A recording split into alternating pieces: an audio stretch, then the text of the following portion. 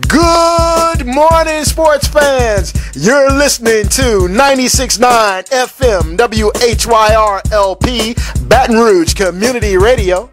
This is Eric Hatfield along with Coach Perry Daniels, and we are here to bring you the latest, the greatest, the best, and the most entertaining in high school, college, and professional sports.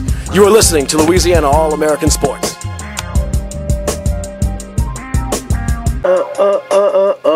Hey, good morning. Feeling so fresh and so clean, even with all this rain going on outside. Good morning, Baton Rouge. Today is the last Saturday of 2013. Yes, sir. And our last edition of 2013 of Louisiana All American Sports on 96.9 WHYR LP, Baton Rouge Community Radio. Community Radio.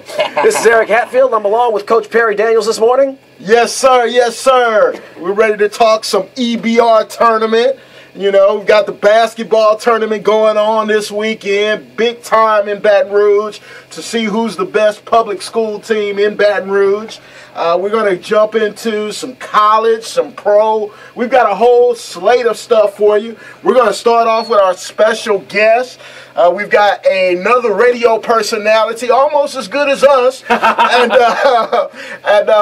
He's an insider for the New Orleans Saints. We're going to get some intel from him regarding the Saints and what they're going to do this weekend against Tampa Bay, and see if that will provide us any material for next week's I Told You So. But it's a fantastic time for sports fans. You get to sit up and just watch college football bowl games all day. Get a chance to watch some college basketball. If you're a college basketball junkie like myself, Louisville plays Kentucky today at 3 o'clock Central Time. Can't wait to see that. Hopefully, we'll be done with our game. The Bel Air Bengals play a consolation game at 1:30 up on the bluff at Southern University. We got ousted in the first round by Central, and baffling to me how that happened, but it happened. So, we've got our guests. I think we're ready to move forward with that. Yes, sir. And, Matt, can you hear me? Hey, Eric. Got you, man. What's up? All right. This morning, we have on the air right now Matt Moscona, 96 with ESPN Radio, 104.5 ESPN, the host of After Further Review, on the air with us this morning to talk some Saints football. Appreciate you joining us with all this awful weather. Take some time to join us, Matt. I'll jump right in, man. You've had a lot of Saints talk on your show this week and talked to a lot of folks that cover the Saints, a lot of insiders. I guess let's start with, I always say there's good news and there's bad news. Can you give Saints fans some good news about our short-term future? Well, the good news is if you win on Sunday, you make the playoffs. And that's got to be the best news. And maybe with the climate of the NFL, what this structure has shown us in recent years is that even if you are a wild card team, history has shown that it's not impossible to go on the road and win in the playoffs. Baltimore did it, Green Bay did it, the Giants did it in 2011. So you get in and anything can happen, and the Saints do have a culture within their franchise of winning and expecting to do well in the postseason. I mean, got a quarterback and a head coach that have won a Super Bowl. So if you want the short-term good news, that's it. You control your own destiny. You're playing at home on Sunday. You win, you're in. And, of course, there's bad news, I'm sure. At least from listening to your show, I'm sure there's some bad news you have to deliver to the Who Dat Nation. Well, I mean, the bad news is that you can be as high as a 2 seed, but you can also miss the playoffs entirely. It's such a bizarre year in the NFL, but specifically in the NFC, when going into Week 17, 13 of the 16 games have some type of playoff implication, which is just unheard of. Right. The entire NFC, not one division is clinched going into Week 17. Arizona if the Saints win, Arizona could very well end up as an 11-5 team that misses the playoffs. That's almost unbelievable. One of those years, it is unbelievable. It's one of those years in the NFC. I know people often overuse the word parity, but it exists this year in the NFC, and especially for the Saints, where you talk about just what we thought of this franchise or this team 5 weeks into the season when they were 5-0, and the closest division opponent was Carolina at 2-3. The Saints had a full 3-game lead in the division, and a lot of people thought by the time they were on their bye, they might have the division all but wrapped up. But in their last 10, they've gone 5-5 and really struggled on the road. I think that's been well documented. So for the Saints, I think what they'll focus on this week is what they can control, and that's you win a game at home where you haven't lost this year, you make the playoffs, and once you get in, anything can happen. Matt, but also you kind of touched on some of the bad news I was leading into. The Saints' lifetime are 0-5 on the road in the postseason. You and I are old enough to have seen all those games. What realistically, and I may have my own thoughts on that, but what are the best scenarios you think the Saints would have if they become a wild card, as many expect them to be? What are the best chances they have to navigate through that? What things could happen that are beyond their control, and what things that could happen that are within their control to help them navigate through a postseason tournament on the road? Well, the best case scenario is that Atlanta beats Carolina, right? And the Saints end up with the 2 seed. They get a bye and a home game in the divisional round, and then theoretically we only have to travel in the NFC Championship game. So that's the best case scenario. And, and incidentally, I mentioned this as well. Carolina has not won in Atlanta since September 23rd of 2007. They've lost 5 straight in the Georgia Dome. Hey, that's what I'm talking about. Optimism. If you need something to latch on to, for whatever reason, I mean, Eric, I know the NFL is a matchups league, and just like the Saints have matched up well against Atlanta, for whatever reason, Carolina hasn't. Right. Especially in the Georgia Dome. So I'm not one who's willing to just chalk that one up as a W for Carolina, especially coming off an emotional win last week. But if the Saints go on the road, without question, everybody should be down on their hands and knees praying that somehow Kyle Orton can channel the Purdue Boilermaker Kyle Orton from 2002, right, and rise up and win a game against Philadelphia on Sunday. Because if you're the Saints, you'd love nothing more than to go to Dallas, right, a controlled climate in Jerry World against the backup quarterback, the worst defense in the NFL, on a team you already destroyed earlier this season. So that's without question the best case scenario. Now, the worst case scenario, in my opinion, would be going to Green Bay, where you have to face, a Hall of Fame caliber quarterback in Aaron Rodgers, very likely in sub-freezing temperatures in Green Bay, which, that would be a quick exit, in my opinion, for New Orleans. Do you think that would be worse than going to Soldier Field, which has been a problem for us in the past? The reason is because, and I know the Saints have had their struggles in Soldier Field, but they did win there earlier this year. True. And the Bears have been schizophrenic this year. It's so strange to watch that team and to watch them, just absolutely get destroyed by Philadelphia. But then a couple of weeks ago on Monday Night Football, they seem like this unstoppable juggernaut. So I don't know what to expect from Chicago. Are you going to get the good Chicago or the bad Chicago? So with the Packers and Aaron Rodgers and his ability to throw, especially with the Saints injuries in the secondary, I think that worries me more than an unproven playoff quarterback like Jay Cutler or even Josh McCown. Right. Hey, Matt, this is Perry Daniels with Louisiana All American Sports. The Saints seem just as sporadic as the Bears, and the Bears are showing the results of getting rid of head coach Lovie Smith. The defense is just horrible. So I really don't see no scenario where the Saints advance past the first round without that number 1 or that number 2 seed. And I hear you're painting a beautiful picture for Saints fans, but realistically, do you think that they can get out of the first round? If they play at Dallas?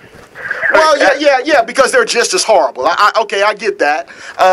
They're just as bad. Kyle Horton, we know, probably won't get the job done. Maybe in Dallas tonight or tomorrow night he'll get it done. So, okay, I give you that. I'll give you that. Hey, man. The other options are if you're either at Dallas, you're at Philly, you're at Green Bay, or you're at Chicago. You're going to play at one of the division winners. And the other three, aside from Dallas, are outdoor, cold weather venues. And for the Saints, who have been very bad on the road this year, playing on the road, outdoor, in freezing temperatures, it's not going to bode well. I would say that the only legitimate shot the Saints would have of going on the road and winning in the wild card round would be Dallas. And I've got to give you that. That's a very safe pick. Well, Matt, look, I know you got a lot to do, and I appreciate you giving us and our audience some of your time. Real quick, though, got to have your prediction. What do you think happens? Carolina Panthers and Atlanta Falcons, and then Saints versus Panthers. Well, I'm sorry, Saints versus Buccaneers. Right. Listen, I think the Saints either way beat Tampa bad. I know the spread's 12, and I don't think the Saints have any problem covering that because they've been good at home, and also because even if earlier in the day, if Carolina beats Atlanta, the Saints still know they have to win to get in the playoffs. So they're going to be motivated. It's going to be a great atmosphere in the Dome. So the Saints aren't going to have any problem taking care of Tampa Bay. I think it's going to be something like 38 to 17. Right.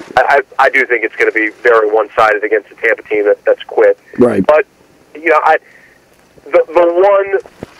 one piece of hope that I'd latch on to for Saints fans would be that Atlanta has played well in spots. Atlanta darn near beat the Saints twice. They were this close to pulling off a huge upset on Monday Night Football in San Francisco. But you got to question the emotional letdown. It's hard to pick Atlanta to beat Carolina without being labeled just a massive homer. So I wouldn't do that. I think Carolina should win that game, but stranger things have happened. Right. So I'll for one day anyway be in Atlanta. Be one heck of a party in the Dome if they pull that off and we rock into 3 o'clock with everything on the line, wouldn't it be? They actually have more incentive to lose the game than to win the game. Yeah. All right, well, Matt, thank you very, very much for joining us this morning. I appreciate it. You guys have a great day. Thanks. Thank you, sir. Too. That was 104.5 ESPN's Matt Moscona. You can hear him on After Further Review at 3 p.m. on weekdays. Thanks again very much for joining us this morning. Yeah, man. In all seriousness, Atlanta does have more of an incentive to lose that game against Carolina. They're jockeying for positioning for the draft. Right. Winning does nothing for them.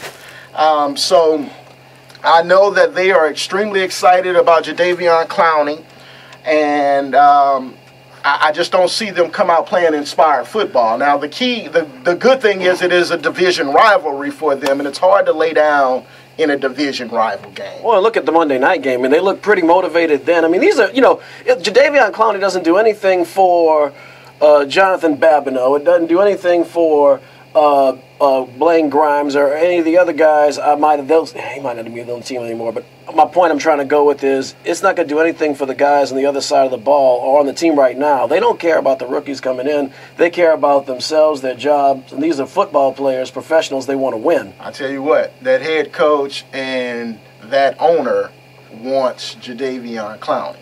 Well, yeah, they're out of the sweepstakes. I mean, Houston, it's either going to be Houston or Jacksonville. I mean, Atlanta still has 4 wins, so they're I'm not certain he's going to be the number 1 draft choice. I got you. You see what I'm saying? I got you. They just want to make sure that they get there before someone else who has a heavy need defensively gets up there and chooses him first. So we'll see. There's a lot to shake out. Oh, yeah, there is. Speaking of Jadeveon Clowney, got his second speeding ticket in a week yesterday morning. Boy. Didn't make Coach Spurrier happy, but Coach Spurrier did say, well, the one bright spot in this is next week he should be able to afford to pay the tickets. He won't be a problem. Heck, we could cue up some Go Speed Racer music for them. We are going to talk about we're going to talk about a lot of professional football, a lot of NFL football today. Right. As we have, we're going to talk about those Dallas Cowboys too. They are an interesting story on a number of levels. But Perry, you wanted to jump into some high school basketball. Oh yeah, man. Hey, exciting time in East Baton Rouge right now. We've got the East Baton Rouge Parish Tournament last night. The McKinley Panthers defeated the Glen Oaks Panthers. barely in a game. I think the final score was like 47-43. And they advanced tonight to play Terre High. McKinley and Terre will play at 7:30. And on the other side of the bracket, the Madison Prep Chargers will play the Scotlandville Hornets at 6. So those should be two very good games. It's going to be interesting, especially that Madison Prep Scotlandville game. Two state champions going head-to-head.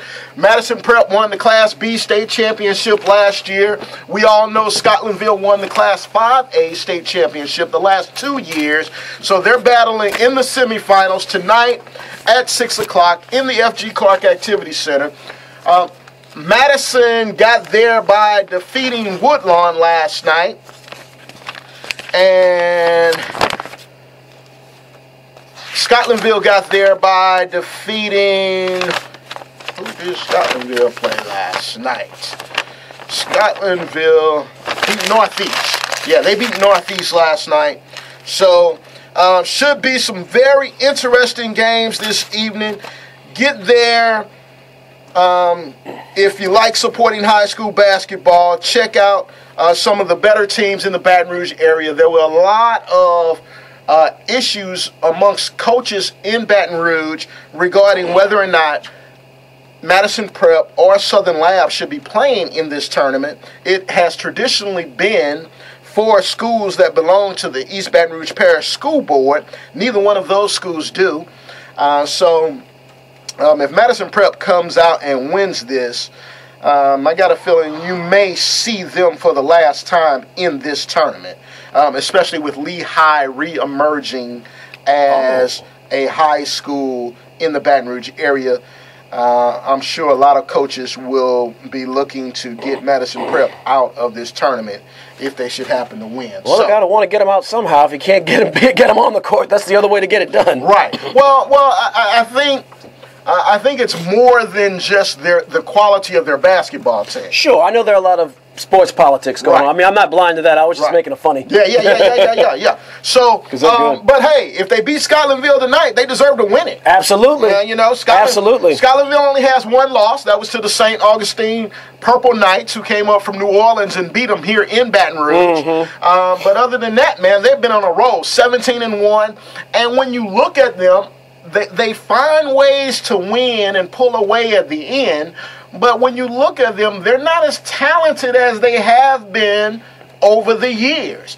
This is not the last two state championship teams this year. Well, they've hemorrhaged a lot of talent over the last 2 years. That's just the nature of the game. Right. And but they're still finding ways to win. Right. They're still pretty doggone good. Oh, yes. But they're young, and they're getting the job done. So we'll see.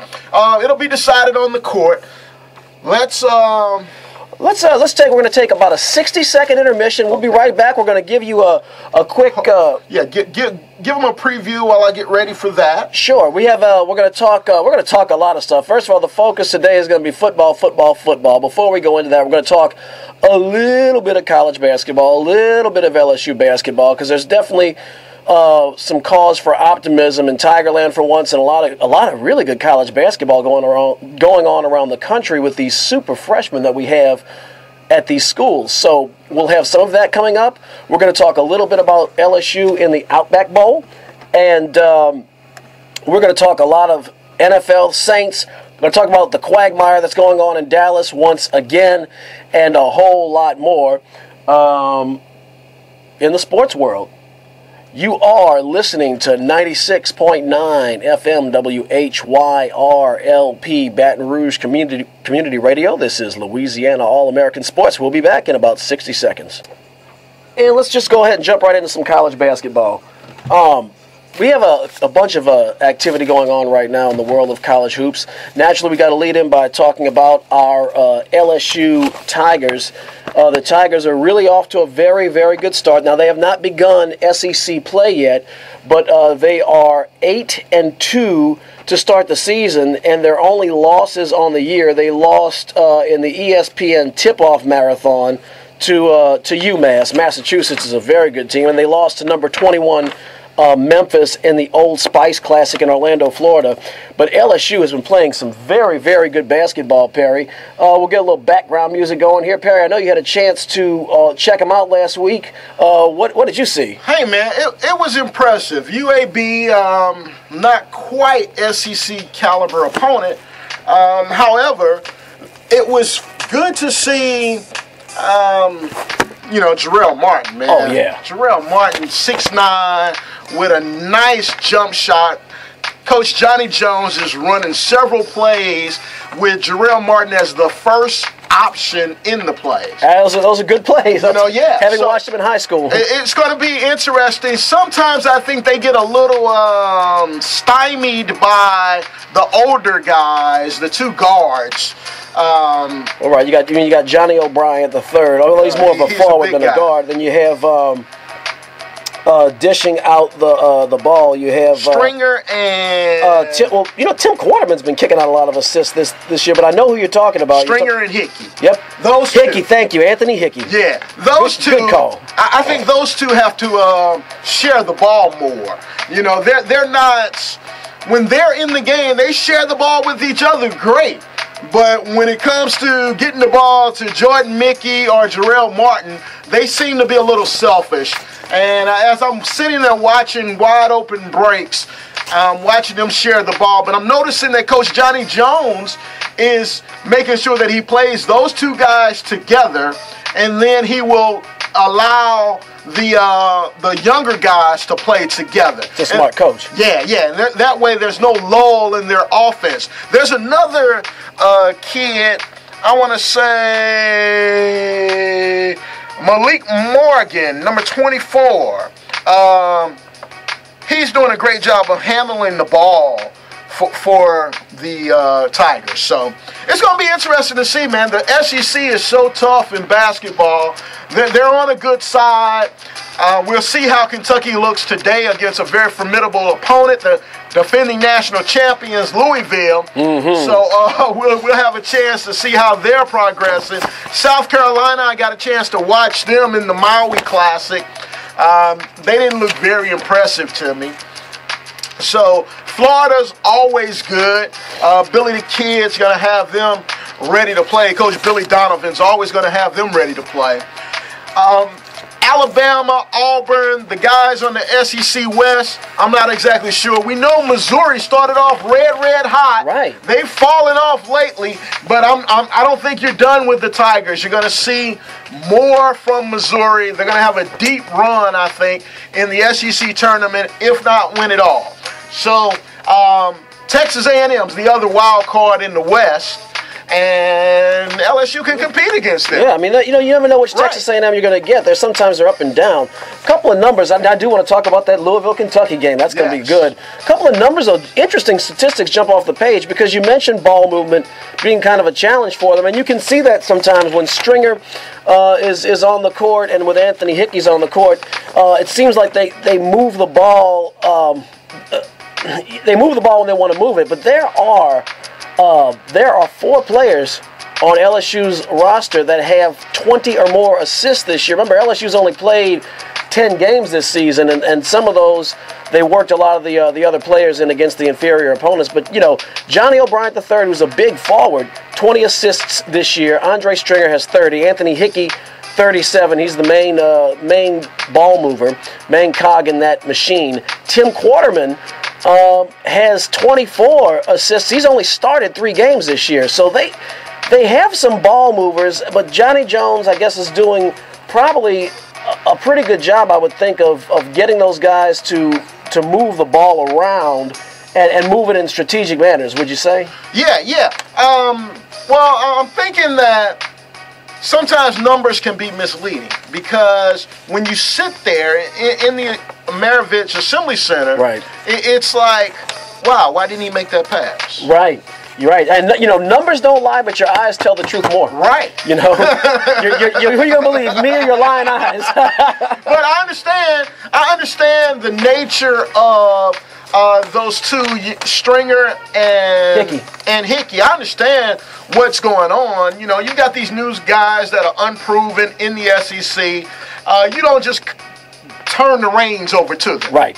So I can understand what's going on, but it's just as the season progresses, as they become more confident in Jarrell Martin, Jordan Hickey, and the rest of the guys, they could be a really good basketball team. Tell you what, Johnny O'Brien III, Jordan Mickey, Jarrell Martin, Andre Stringer, Anthony Hickey, not to mention some of the other guys coming off the bench. And, Tim Quarterman, Malik Morgan. Yes. I am really looking forward to SEC play. I think this could be a different year for the Tigers. I agree. They're in contention this year. Yeah, they're for real. Yes. You mentioned the game, though. Oh, man, it's going to be a good game today. 2 excellent games today in college basketball. If you're a college basketball fan, I'll tell you, the schedule makers have really molded and manufactured some prime matchups early in the season, pre-conference play. The Louisville Cardinals travel across state to play the Kentucky Wildcats. Louisville ranked number 6, Kentucky ranked number 18. The defending national champions look really, really good. These guys, and we interviewed Coach Rick Pitino a couple of years ago when he was in Lafayette to scout Jarrell Martin during Madison Prep's trip to Lafayette Christian. This was during Martin's junior year. This is in 2012. One of the highlights of my life. Oh, me too. Yeah, absolutely. As a sports fan and a sportscaster, it was a thrill. I had to stop gushing like a schoolgirl talking to this man. Rick Pitino, now in the Basketball Hall of Fame. But he did say something that he and Coach Cal, and they kind of have a rivalry that's a little more personal, but makes for great sports and great storylines. But he said he and Coach Cal have a different philosophy. He likes to get people who he thinks will be there for a couple of years, and Coach Cal likes to, keep that carousel rotating. He likes to get the one-and-doners in there. Right. They both work. It's all about talent. They both work. Yeah, Coach Cal's got to keep reloading his gun. Coach Pitino, he just has a different philosophy to keep them there for a little while and develop his talent. Look, these are the last 2 national championship winning coaches facing off against each other. I do think, both teams have a narrative. Louisville has been playing some pretty good basketball so far. Russ Smith, their point guard, averaging 17 points per game and 5 assists per game, is back this year. Shane Bohannon is back, power forward. He only averages 8 points a game, but he's really big under the glass, averaging 6 boards a game, and can really give you some muscle down low. Their stats do not jump off of the page, but they've continued to win and run through opponents. Kentucky, on the other hand, has some, as Dick Vitale would say, some diaper dandies with some super freshmen. Julius Randle has been the big star in Lexington, averaging 18 points a game, 11 rebounds per game. He's lived up to all of his hype. He's all but certain to be a lottery pick in next year's NBA draft. We also had a chance to cover him last year as a high schooler on Louisiana All American Sports.com. We sure did. If you Google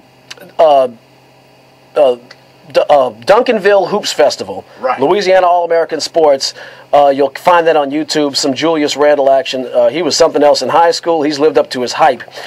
Kentucky also has another freshman who's kind of in Randle's shadow a little bit because Randle has, was so well followed in high school. And that's Aaron Harrison, averaging 15 points per game. He's a long, lanky, quick player, great range. When you have 2 players like that, a forward who can shoot and can grab rebounds, and a guard who can hit from anywhere on the floor, Kentucky's going to be tough this year. Oh, Kentucky's tough every year. I concur.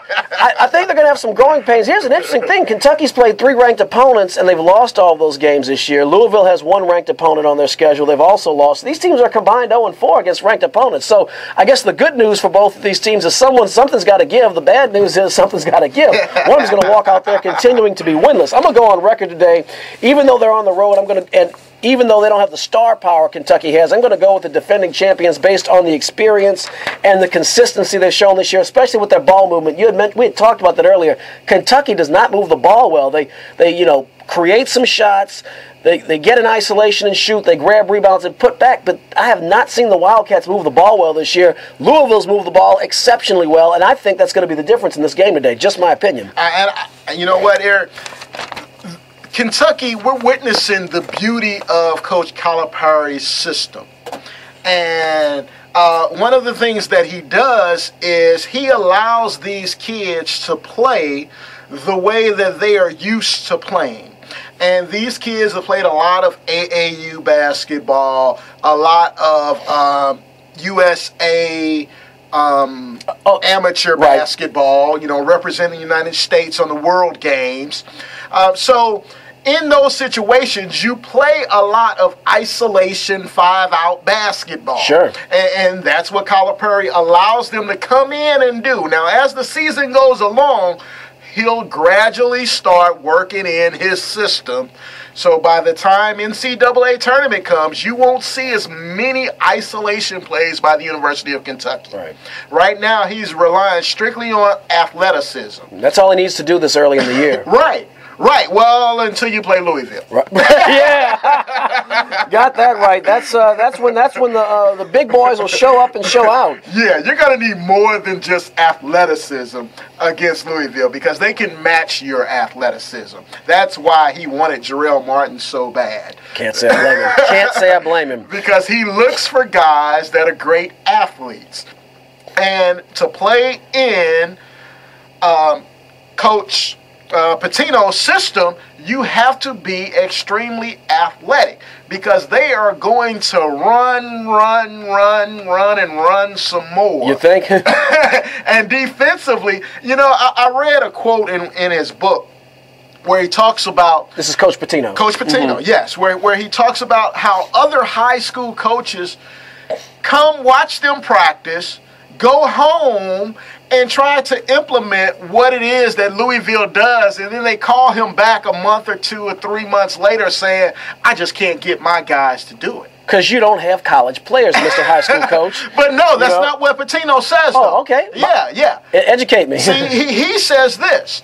It starts in practice. From the time they step on the court, Eric, they don't stop running. They never practice more than 2 hours, and they always are running throughout practice. And if a coach needs to make a correction, the coaching staff knows that he can't take more than 7 seconds to make that correction. And for our high school listeners out there, repeat the topic sentence of where it starts.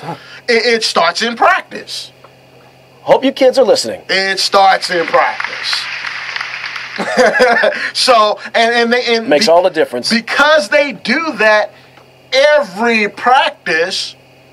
When they get to the game is easy. They're comfortable. I've sat and watched Louisville games with people that know very little about basketball, and they say they look different than everybody else. And there's a reason for that. It starts in practice and starts with the head coach and trickles right on down to the athletes. Right. We saw it in the tournament last year. I mean, Louisville didn't have NBA-studded talent. I don't think any of those guys made it out of the D-League. Just is oppressive. It wears you down mentally and physically. Speaking of defense, we have the Syracuse Orange, number 2, hosting the number 8 Villanova Wildcats. By the way, 343-9927, 343-9927, if you'd like to get in on the conversation. And if I could do one thing before, I am a Kentucky traditionalist. I love that blue.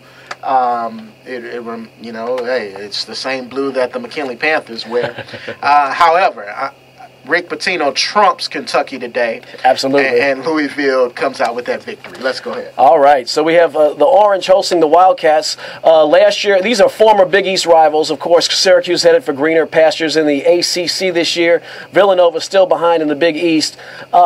Syracuse had, I don't know how or why, C.J. Fair came back this season when the draft was so weak.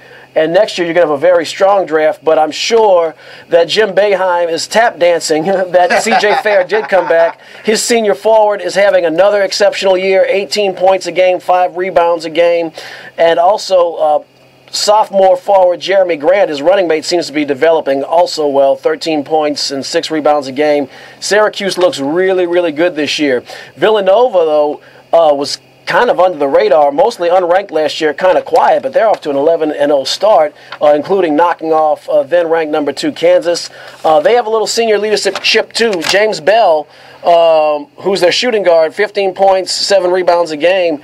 He's finally seeing a chance. He has a real chance at winning a championship. You know, back in 2009, Villanova made a run into the Sweet 16, into the Elite 8, had a shot, and they really haven't been world beaters since then, but they've gotten off to a very strong start.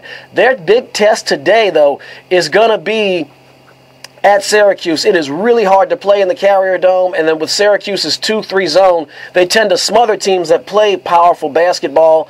Junior forward Javon Pinkston has been a beast this year. He's been a real breakout player in the Big East, what's left of the Big East. 17 points a game, 5 rebounds. And we have a caller, so we're going to defer to less of us and more of you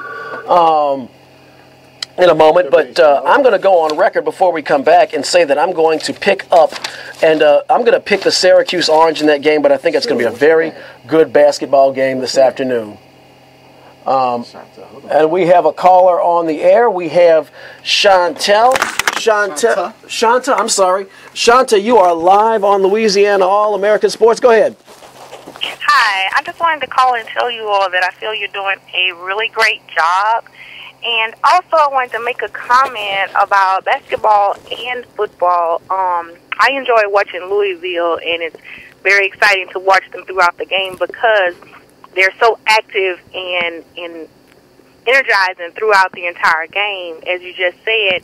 But I also wanted to say that I think that it is so important for the coaches and players to be knowledgeable of safety, whereas jumping, falling, and football hitting, or tackling rather, doing things properly, because even though it is, such an exciting thing to do is participate and watch sports, you should not want to deliberately hurt anyone.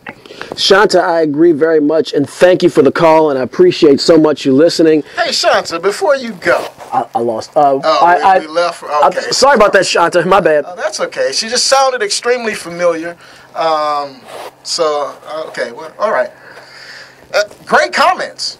Absolutely. No, we talk about safety in football a lot, and we've harped on that a lot this whole year about how the NFL is really emphasizing that because they know they're in a little bit of hot water legally, and we're starting to see that come to fruition. But the good news in that is what the NFL does gets emulated on the college level, gets emulated on the high school level, gets emulated in middle school, all the way down to Pee Wee League, Shanta. And you're absolutely right. It's an exciting game, but ultimately these are young people that feed the pipeline, and we want them to be safe. And it's not only football. We harp on football a lot because they seem to have the most prevalent issues, but baseball is talking about changing the collisions with catchers at the plate. That's right. They're going to force you to slide now because they don't want catchers with concussions. In basketball, we spent an entire practice on it just last week, teaching kids how to take a charge. Right. How you don't let your head get near the ground. Right.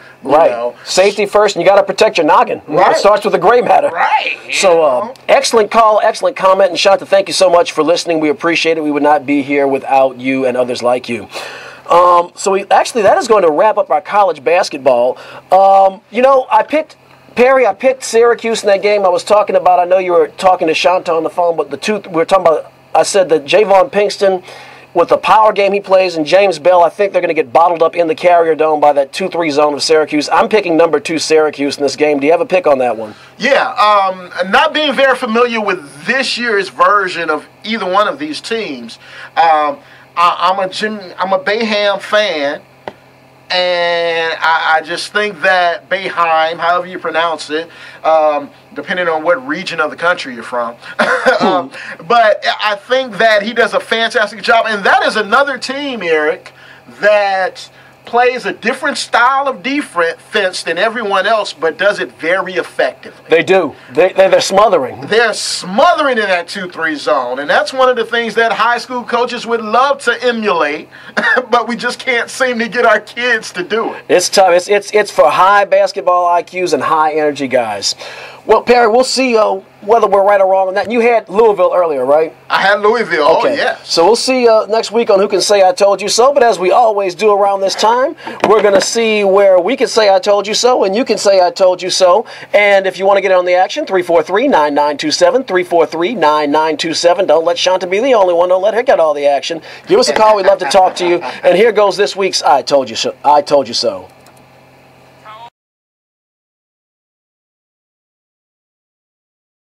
I told you. What did I tell you? Didn't I tell you? 'Cause I told you. And when did I tell you? A long time ago. And what did I say will happen when I told you? Exactly what just happened.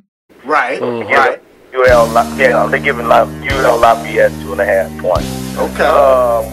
Would I take that? No. This is a huge crowd and a huge moment for Carlos Santos. Hooked it wide.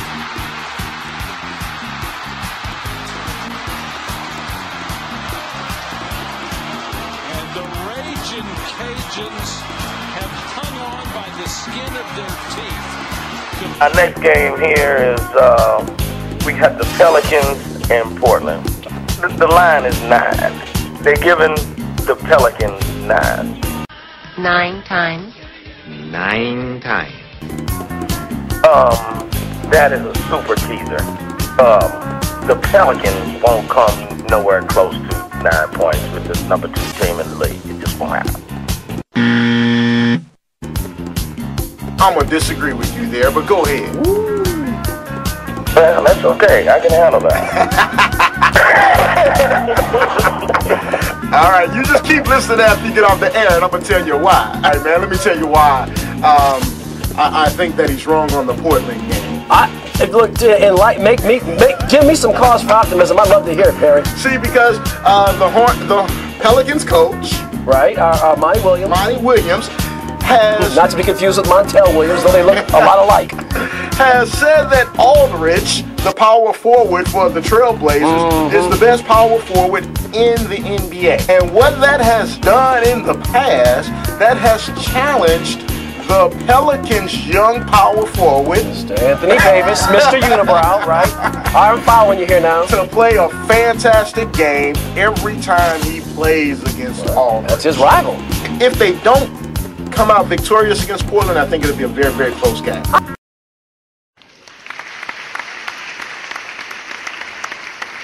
And then our next game is, we're going to finish it up with the NFL, the Saints and the Panthers. The Saints, I don't know which team plans on showing up, but Vegas says that it will be last week's team because they're giving the Saints 3 points. So I am going to say, I believe it's going to be the same team that showed up last week that showed us true colors. So I think the Panthers will win by more than 3 points. So I'm taking the Panthers. In the words of Donald Trump, you're fired if you don't do what you're supposed to do. But I think the same type of pressure is on Carolina, and I think they have a lot of pride. They're not looking to what happened against the Saints to happen again. They're at home. I'm going to go with Carolina on this. Oh, there's a big surprise! That's an incredible... I think I'm going to have a heart attack and die from not surprised! This is just a good... This is kind of... Remember I said a couple of weeks ago how I picked the Patriots over the Panthers on Monday Night Football on Tom Brady's good credit. P-A-D-C-R-E to the D-I-T. With bad credit, there I said it. My gut just tells me, in spite of the logic, that the Saints are going to win this football game.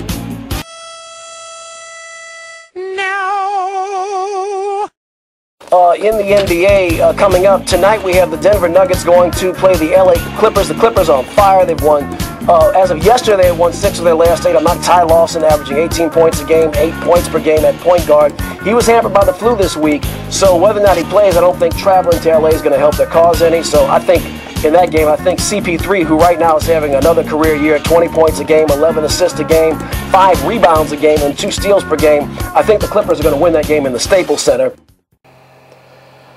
Alrighty, so a little bit of I told you so. Well, the Fixer even got in on some of the action. He kind of whiffed on one thing with talking down on our Pelicans.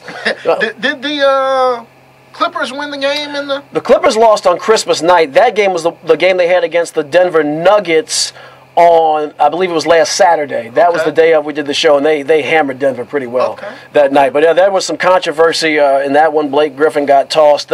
Talk about familiarity breeds contempt. Those two teams don't like each other, but they're in the same division, and they might end up meeting in the playoffs. So the Golden State Warriors and LA Clippers, that could be some rock'em sock'em basketball down the line. Mark Jackson has given Golden State some of the edge that he played with. They come into arenas with a chip on their shoulder. When they played with Indiana, I mean, that was the old days when they were competing with the Knicks and Bulls, and you had to be tough. And you see that out of the Golden State Warriors. You really do. I like what's going on there in the Pacific Division. We have, moving on to the National Football League. We have some action coming up. The Dallas Cowboys, there are a lot of Cowboys fans all around the country. There are a lot here in Louisiana. There are some in my family, Eric. I know. At least your family, at least your old man and your brother live in Dallas. You got some people that never been to Texas a day in their life. Swear they're lifelong Cowboys fans. Well, big game coming up on Sunday Night Football on NBC as the Dallas Cowboys take on the Philadelphia Eagles. And it's going to be the de facto NFC East championship game for the third year in a row. The Dallas Cowboys are in effectively a play-in game in Week 17. All they have to do is win, and they're in. This also the fourth time in the last 6 years in which they faced that scenario.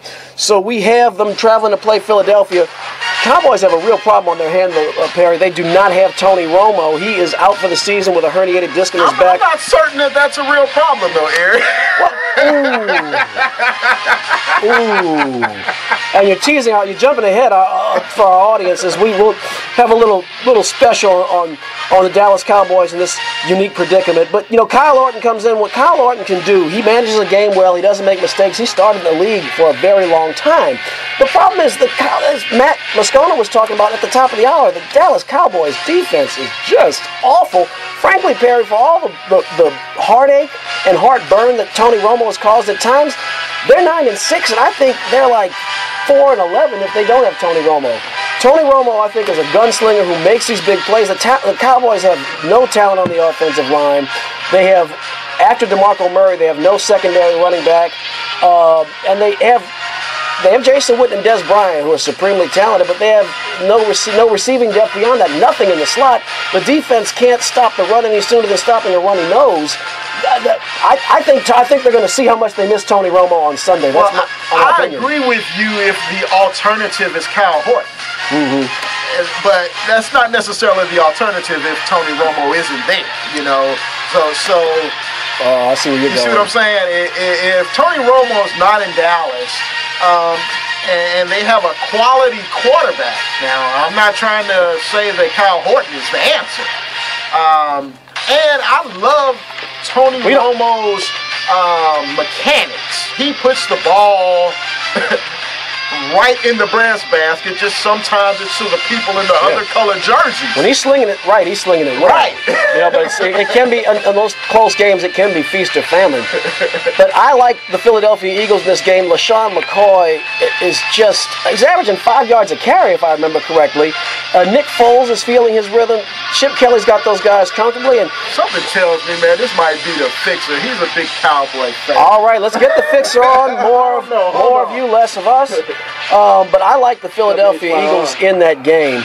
The Dallas Cowboys, it seems like every year they're in this predicament. All right. December 28th. That question, do you have any thoughts on it? December 28th, 2008, they played Philadelphia at Philadelphia. Let you tell us why on the air. What's your name? And they had to win. The final wild card spot was on the line.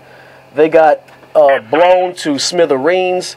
Then we had, and we're going to get to our caller very shortly, just stick with us, but, you had the Dallas Cowboys and New York Giants, January 1st, 2012. Winner would take the NFC East on New Year's Day, and, we had a close game going into the fourth quarter, and then the Dallas Cowboys went up in flames, losing at the Meadowlands. The Giants, of course, would go on to win the Super Bowl. Then last year, RG3 in his rookie year, December 30th, 2012, almost a year to the day, they dropped a game at home to the Saints in overtime, ironically, and instead of having a comfortable lead and wrapping up the division, they gave the Redskins, who were once 3-6, a chance to win. And RG3, they went there in FedEx Field and put it hard to them.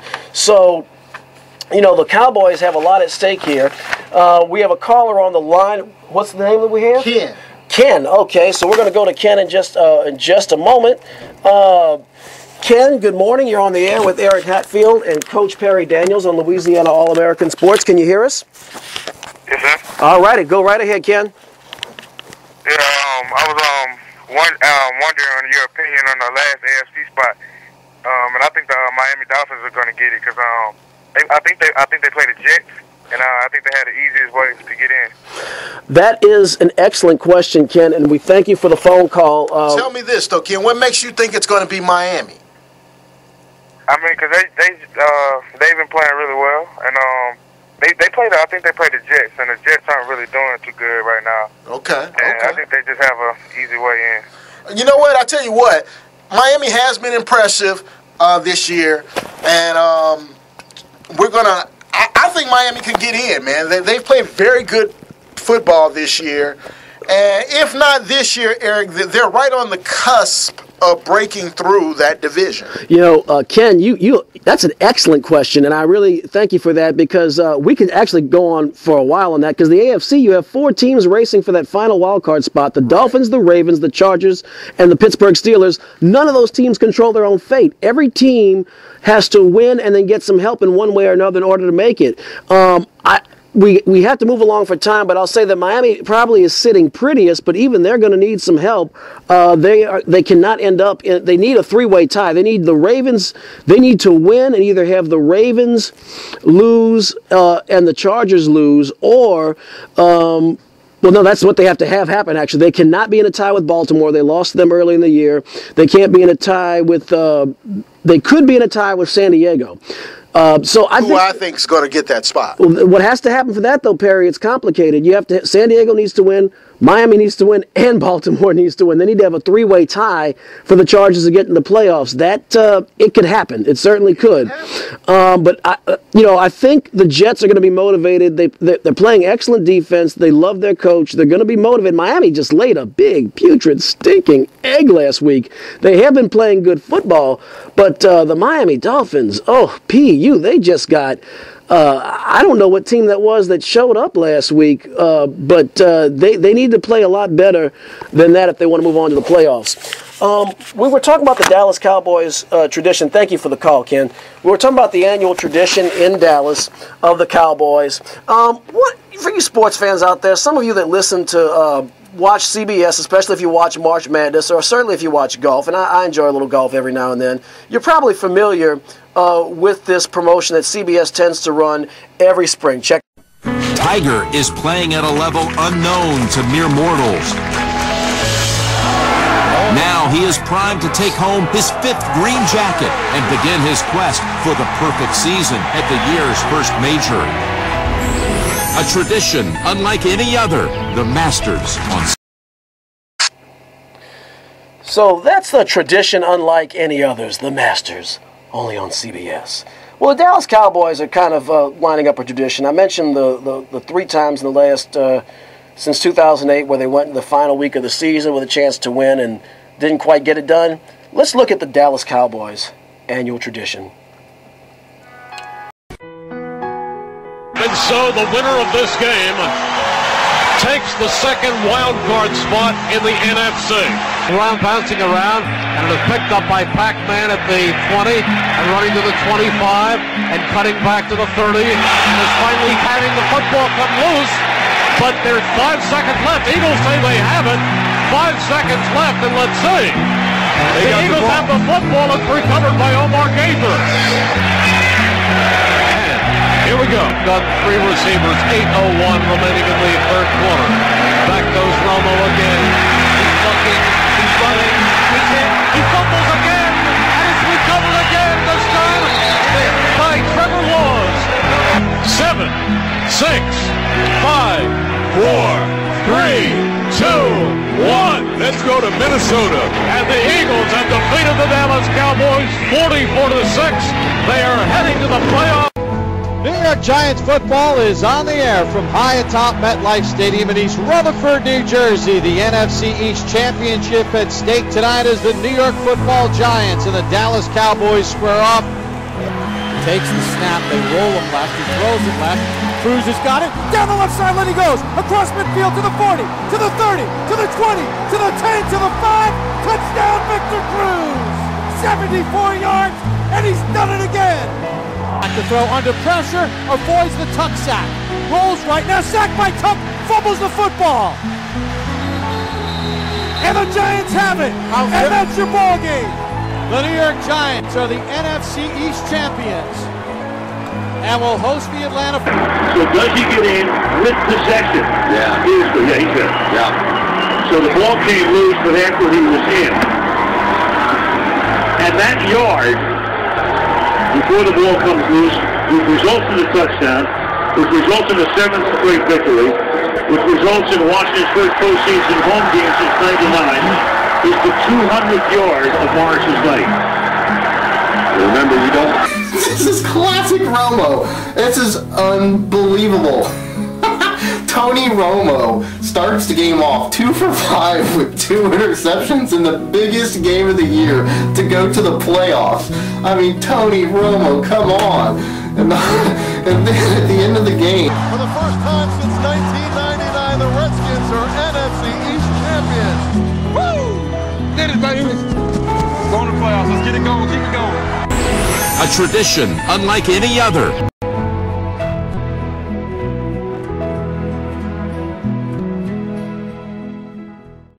You hear that, Cowboy fans? You have a tradition unlike any other. Oh, man, we like to take... I know there's some people that want to react. We only have 2 minutes left, but you're welcome to tell us I told you so or not next week. Same time, same place in our first 2014 broadcast. Real quick, we got to talk about our New Orleans Saints. Look, here's the bottomest of bottom lines for the... I'll put it back. Here's the bottomest of bottom lines, Saints fans, is that, look, you win, you're in the postseason dance. If the Dirty Birds give us a little love, and they've done it before in the past, very long time ago, winning games we wouldn't expect them to, because I think they're proud also. But the Saints, the bottom line is they control their destiny. They're probably going to the postseason unless they do something which would show they don't deserve to, which would be losing on Sunday.